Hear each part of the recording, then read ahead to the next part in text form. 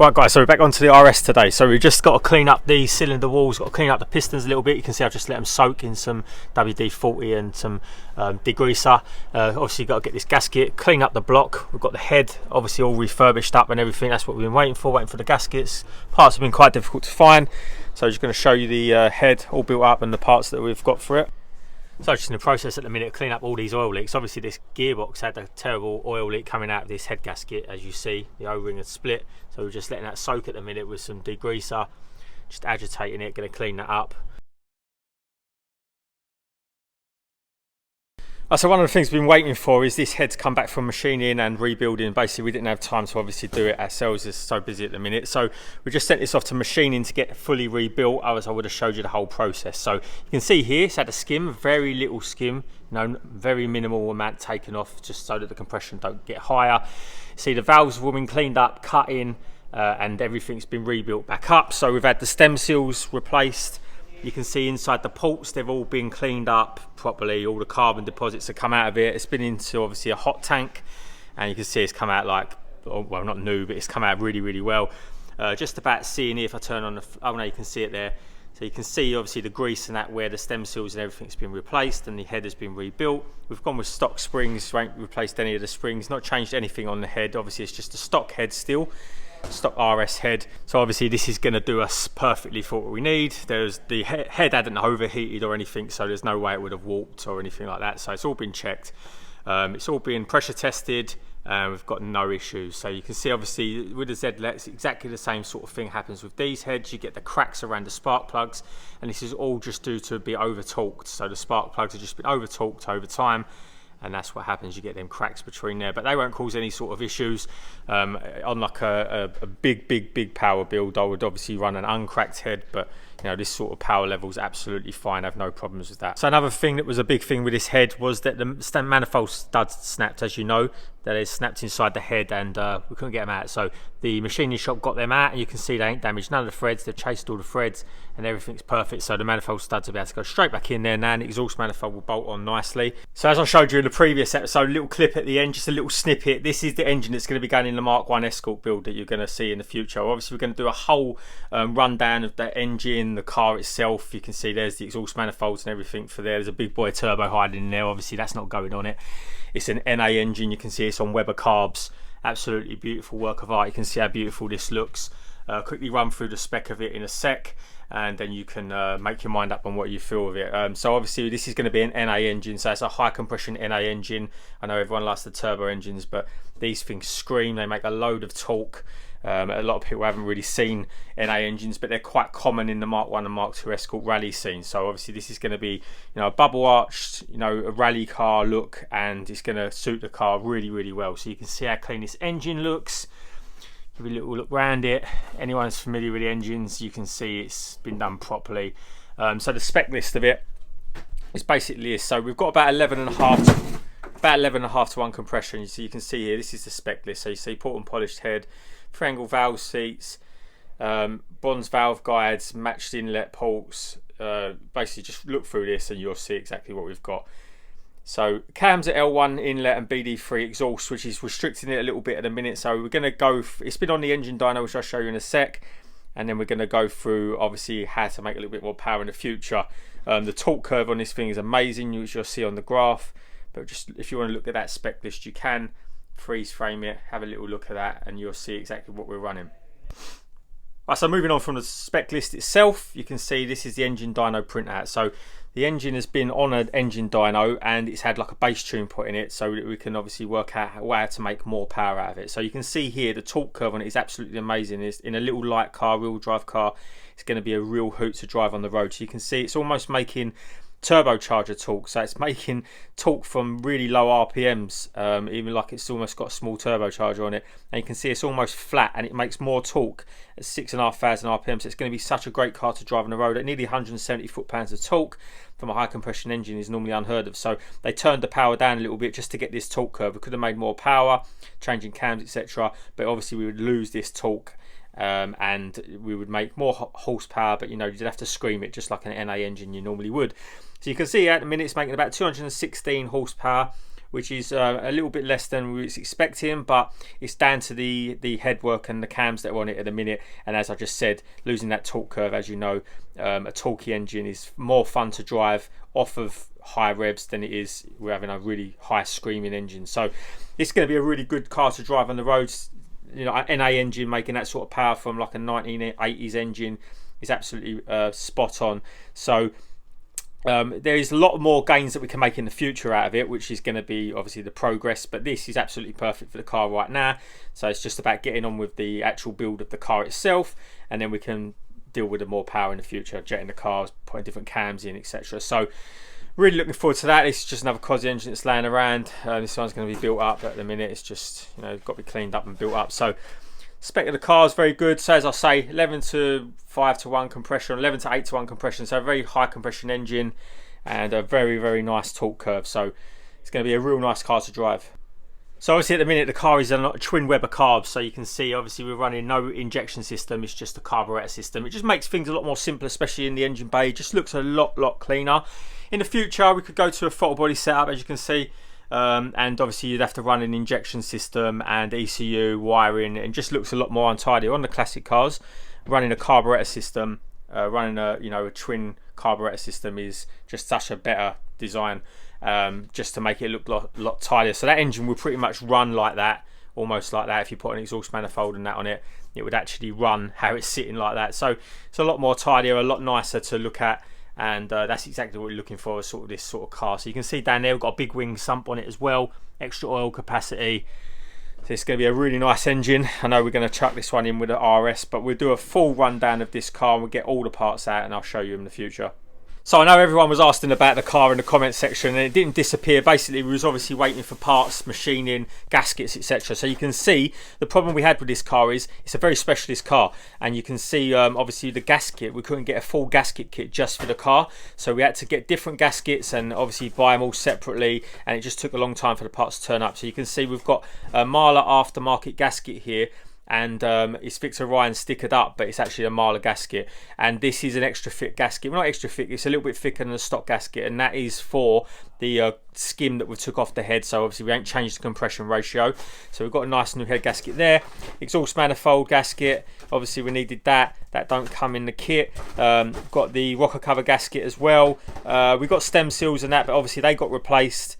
They all come together. Inlet manifold gaskets, you can see here, they were all separate, so you had to buy all these separately. They was all coming from different places because there was no stock at the minute. Obviously down to COVID, there's just nothing anywhere. So we've got camshaft seals in there, more inlet gaskets, and obviously head bolts here as well. So everything's Victor Ryan's, RE quality. Even got the Victor Ryan's high temperature sealant. So yeah, everything's Victor Ryan's, everything's top quality stuff, and this is the stuff that we was waiting for, obviously, to build the engine up. So now we've got this, we can get on with it, and hopefully you'll see this car running very soon.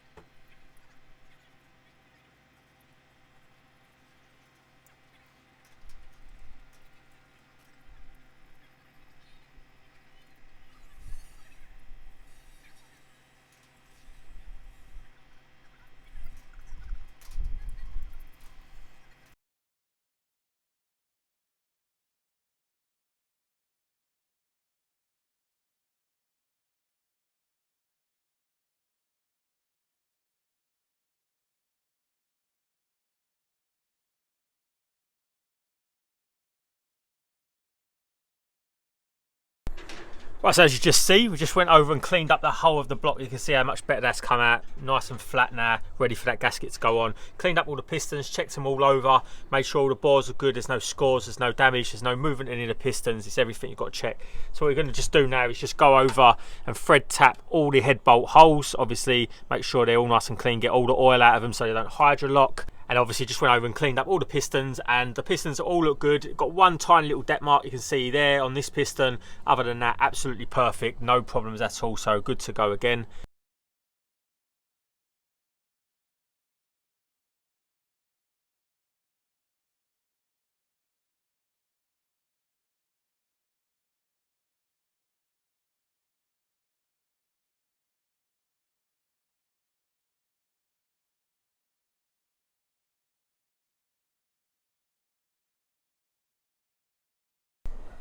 So I just went around and thread chased all the thread holes for the head bolt, so we've got a nice, obviously fresh, unstuck head bolt threads, so we're going to have no issues with getting stuck or jammed or anything in there, so they've all been cut. One thing you've got to do though is on the head bolts, you've got to make sure that no oil is in the actual head bolt thread itself. So you can see there's oil, and what will happen if you try putting the head bolts in like that, the head bolt's going to hydrolock and you're going to get a missed torque reading. So you're going to torque the head bolt up thinking it's torqued, but it's actually just hydrolocked. So go round and blast out all these. So all I'm doing is I'm just using an airline. So just using the airline, and I'm going into the holes and I'm just blasting them all out with air. Not going to do that right now because it's going to blast everywhere, so I just put a rag over the top so I don't go everywhere.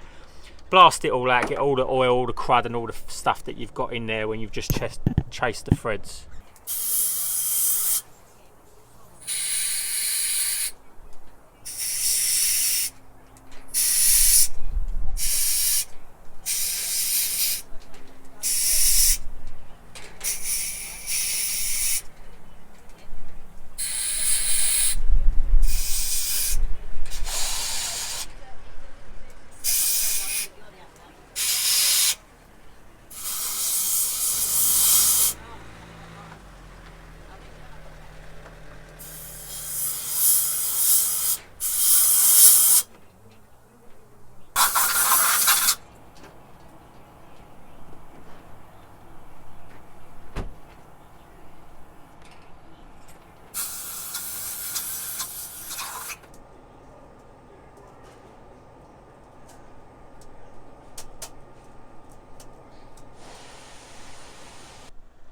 You can see the Mark 1 has had a little bit of a transformation since you last see it. Just giving you little snippets in between different vids, and you can see the whole of the cross member and the chassis legs have all been cut out because you've got replacement parts. Instead of just patching it all up, you might as well just replace the whole lot. So you can see here we've got panels everywhere, we've got panels up there ready for it. And I'm going to pull them down and we're going to have a look at them all in another episode just dedicated to this car. Just give you little snippets in between so you can see and keep you entertained. So you can see here the chassis leg obviously has had a lot of repairs in the past, so we've cut it all off, drilled all the spot welds out so you can get to a nice fresh part. So you can see here that part of the chassis leg all the way down there is absolutely spot on, so it's, you know, there's nothing wrong with that. You can see up here has had all the repairs, and as you know with the Ford RSs that I've done in the past, the repairs are the biggest bod jobs. So you can see where they've just been repaired in the past, obviously to get them through MOTs, etc. And they've just been, you know, welded over, rust over rust over rust. But we're going to sort of cut it there and replace this whole lot, this whole section. Got a jig for the Mark 1 Escort as well, so it's all going to be sweet and all straight.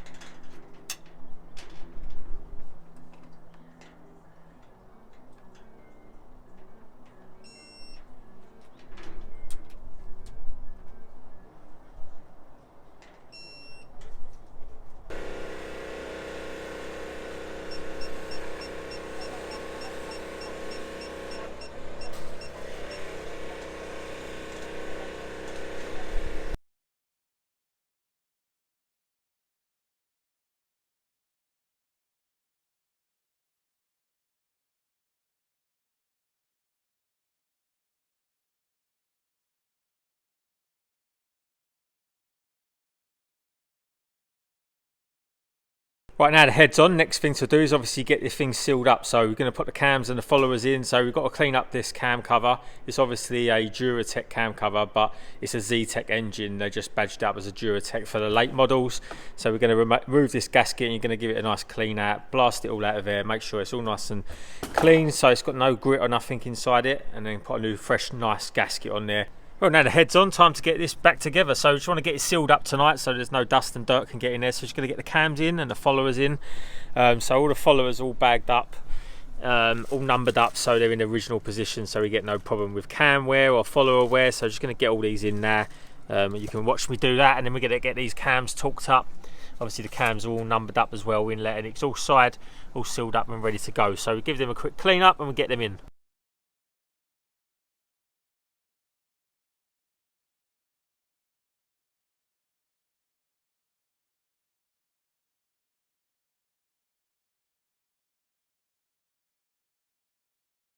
So I just got the cam cover cleaned up. It's come up spotless, come up like new really. Unfortunately they gave us the wrong cam cover seal. This one's for an ST170. So we're just going to pop on the original seal for now temporarily till we get a new one just to seal it up so no dust and dirt can get in. So obviously just going to change over these Camshaft Oil Seals. It's no brainer, obviously we've got these. There's no point not changing these over. So it's going to blast off these pulleys quickly. And then with these camshafts, I've got the locking tool that locks in the back of the camshafts to time them up to top dead center. Obviously that has to be done before the rocker cover goes on. We're going to put that on just to seal it up and it'll be timed up another day.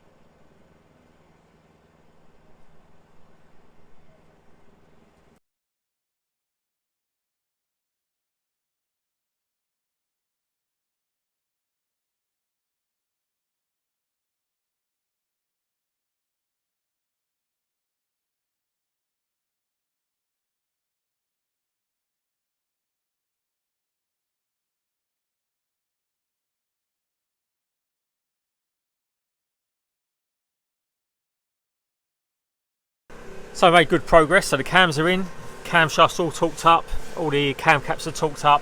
You can see I've just put the timing bar in there just to make sure the camshafts go to time, top dead center nicely. You can see it's torqued up these pulleys as well, everything's been torqued up. So all we're going to do now is put the cam cover on. I'm going to put the old seal in it just to seal it up, no dust can get in there, and then call it a night and then come back to it and start timing it all up properly and everything. Put a new cam belt on it, put the exhaust on the usual and get this thing running. So next episode this will be running. Made big progress on it this time. Right, so I think that's it for this episode. So we've got plenty done on it. You see the head's on now, the cams are in, everything's ready to time up. So the next episode's obviously going to be getting this car running or as near to running as possible. Hopefully we can get it running. Waiting for a few bits. Obviously, as I said, the rocker cover, cam cover gasket wasn't the right one, so just sealed the engine up at the minute just to stop any of the dust getting in and everything. So it's going to get a new cam belt on this and time it up all properly. If you're new to the channel and you want to watch the progress of this build, make sure you subscribe so you get notifications. Turn that bell icon on as well. And anyone who's obviously joined the journey of this car or any of the other cars, please smash that like button, because that really does help. And also comment, let me know what you want to see, progress with any of the cars. So as I've said in previous episodes, I'm looking forward to getting this thing up to its previous glory. It's obviously had a hard time. It's done low mileage, but it's had a hard time in its life. It's had a few knocks, a few dents, but it's all going to be sorted out mechanically first, as I always like to do. Get all the mechanicals first, and then the bodywork is second. Just got to sort this turbo out, so I've got to re-stud this and take this back to the garage, sort all that out, so you can see still got some bodywork to be getting on with in the future.